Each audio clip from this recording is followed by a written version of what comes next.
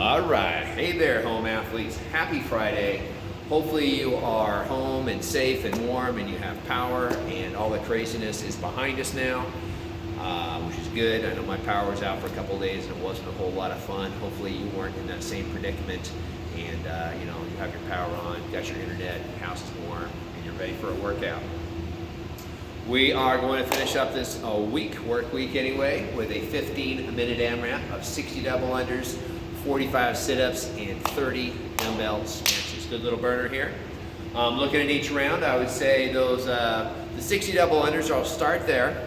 This ideally should take a minute or less, about a minute or so on our jump rope station. So you have options. If you're good to go on your double unders and you get 60 done in a minute or less, go ahead and do those.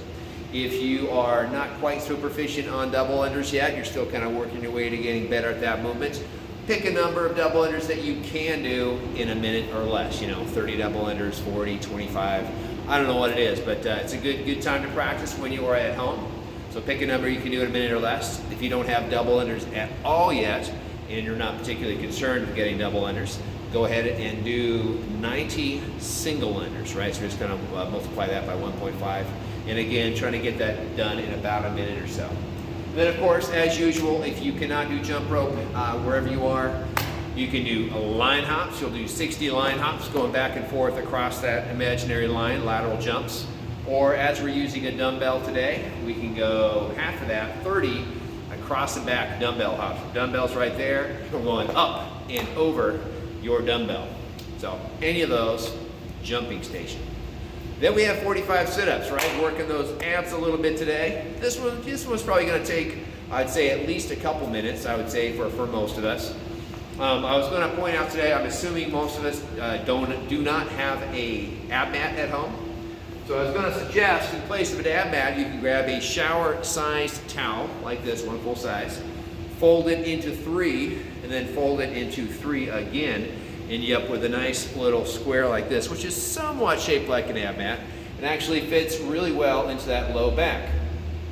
And the reason that I want you to do this, or try this anyway, and the reason that we use ab mats is for a couple reasons. It stops us from pushing that low back into the floor when we're doing our sit-ups, which isn't particularly good for our back to have it in that kind of straight position all the time. It takes us out of that natural lumbar curve that we want.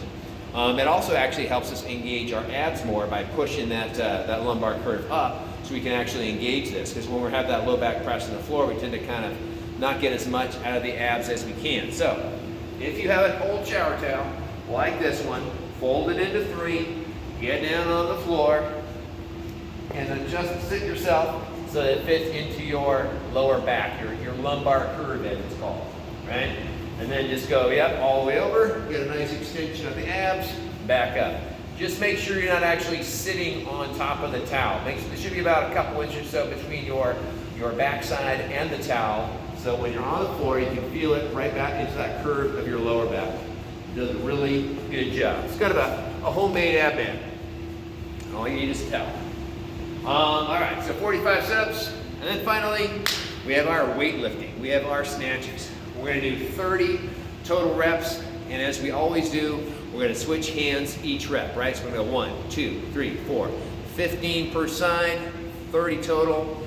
We have our 1 dumbbell, and remember, very important, this is a full body movement. We use our legs first, then our hips, and then finally our shoulder and arm, upper body. So go kind of working away from the ground up. So set those feet, right, about hip width apart. Make sure we're driving those heels down into the floor. We start with that push with the legs. We extend the hips. We actually describe this first part as a jump, right? We're kind of creating upward momentum. Then we pull that elbow up high to keep the dumbbell nice and close to the body. And then we finish with that punch overhead, right? So make sure we're sitting bending the knees, bending the hips, and we're going straight up overhead, right back down, and switching hands every rep. Path of travel for the dumbbell, we want a nice vertical line, right? Starts on the floor right between the feet, and ideally it should go straight up, a vertical path, and then right back down again, same vertical path, straight up and straight down. All right, that's all I got for you today. I will, of course, be back tomorrow with a Saturday workout for you. Stay safe, stay warm. Talk to you tomorrow.